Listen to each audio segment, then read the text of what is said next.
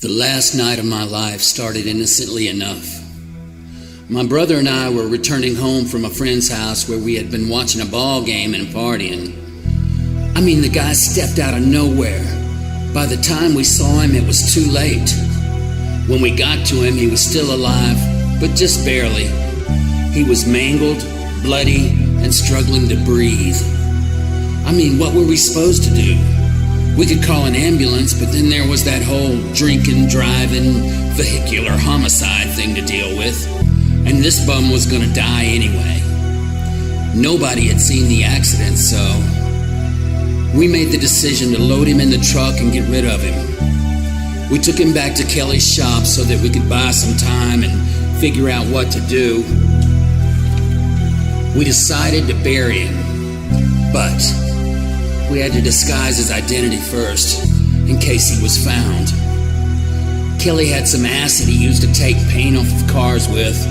Surely it would remove skin from a body. I know it sounds crazy, but we had to protect ourselves. We poured the acid on the bum's face and found that apparently there was more life to him than we thought. He scared the shit out of us, but at least it finished him off. We buried him in a remote patch of woods and started putting the whole ordeal behind us. Thank God it was over.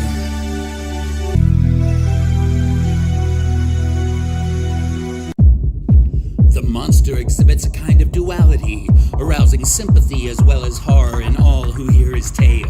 He demands our compassion to the extent that we recognize ourselves in his existential loneliness. Rejected by his creator and utterly alone, he learns what he can of human nature by eavesdropping on a family. When his acts of kindness towards the family are repaid with baseless hatred, we have to wonder whether it is the world he inhabits as opposed to something innate that causes him to commit atrocities. Nonetheless, he retains a conscience and an intense longing for another kind of existence. You, my creator, abhor me. What can I gather from your fellow creatures who owe me nothing? They spurn and hate me. Are we all not monsters?